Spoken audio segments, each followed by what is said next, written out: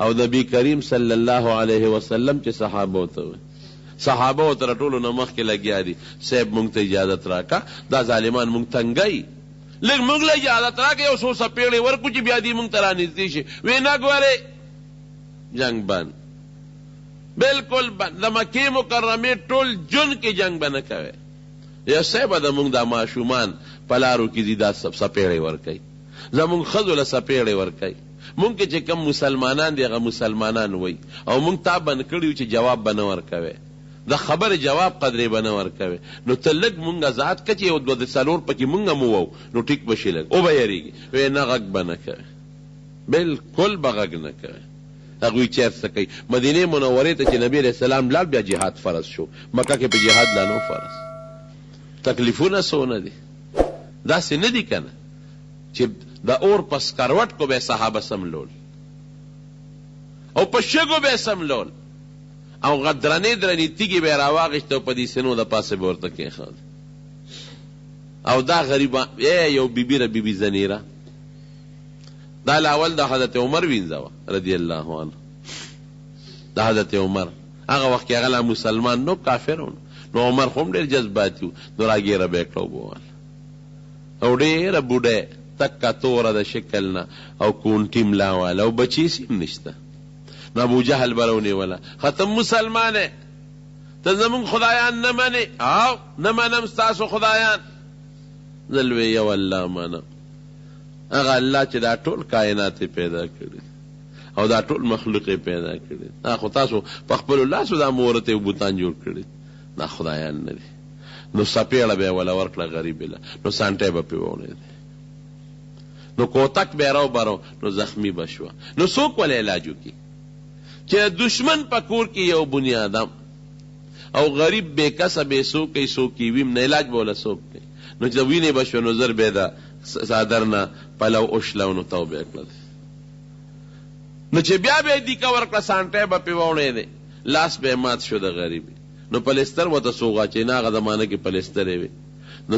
ټوکړه به یې وشلوله د پلو نه نو په هغې باندې تړل دا ژوند دی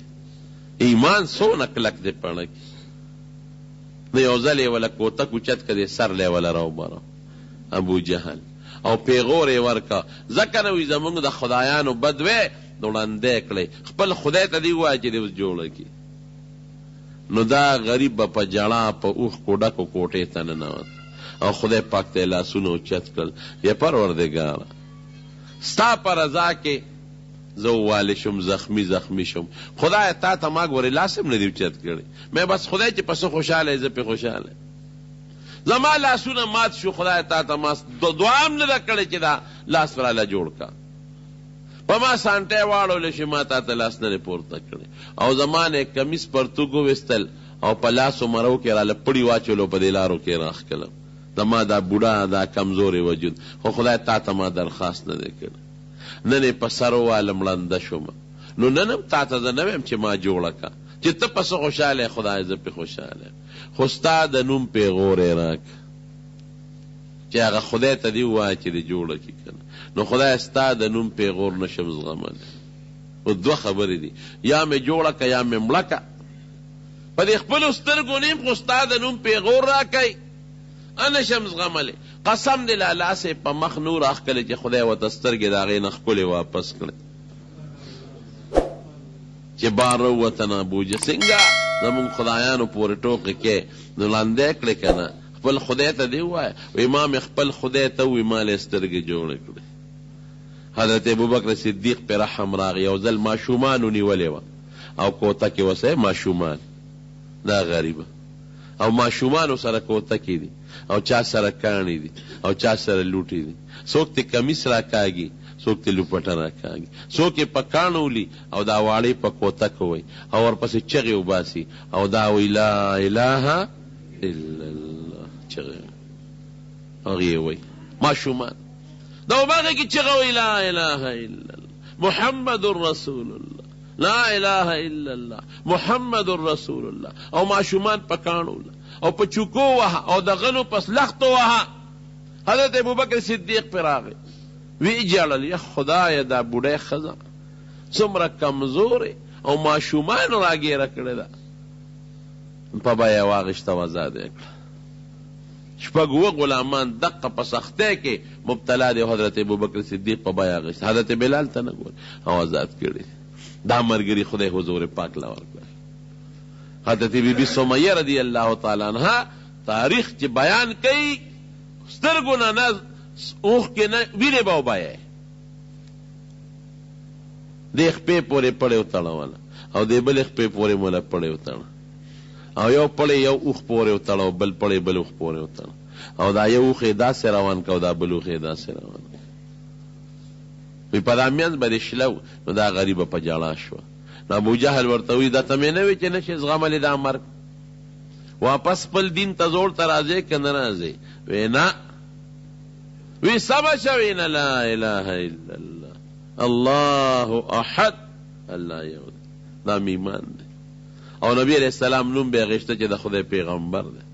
وی دا جاړې ولې؟ وی جاړم په دې چې یو پوټینې غوندې وجود مې دی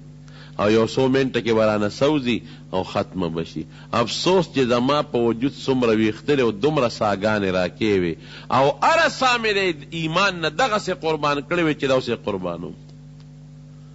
په منځ یې غریبه وشلوله او نور یې ورسره ډېره بېادبي کړې ده، ایمان یې نه دی پرېښودلی. داسې ملګري خدای ورکړل.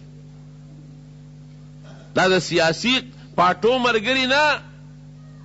چې نن نوکري ورکوې تا سره، نن نشته نو بل سره، نن پیسې ورکوې تا سره پیسه نشته بیا بل سره. دا نه، داسې نه، دا ملګري نه، دا د حضور پاک ملګري. دې ته ایمان و. ایمان لته کوشي نن خو په 100 روپو ګورې مونږ ایمان هم پرېږدو، خفه کېږې ما په معمولي خبرو. دا دغه والا راشي، دا غلط انجیوز والا، دا ګنده والا چې دا پیسې میسې ورکوي، موټرګي چاله ورکوي او چاله 100 روپۍ ورکوي. ډېرو خلک د هغې په برکت لاړل، دین یې پرېښوده. څوک پرویزیان شو، څوک په بل طرف شو، څوک په بل طرف شو، څوک په بل طرف شو. پیسې دپاره خلکو ایمان پرېښود. دغه ایمان چې دی صحابه و مونږ ته را رسولی، په دغه تکلیف یې مونږ ته را رسولی دی. نو دغه صحابو سره څه دي؟ جامې شلېدلې، ډوډۍ نشته، نار نهور دی، نار نهور او تکلیفونه دی پې. او نبی علیہ السلام ته وی مونږ ته حکم جنگ به نه کوې. بني اسرائیل وی ته خدای دې جنگ کوه مونږ نه کوو. دوی څه وی؟ صاحب حکم کوه. نو چې مدینې ته هجرت وشو نو اوس مې ته حکم وکړه، حکم مې راته وکړه، نو ځانونه یې قربان کړل که نه؟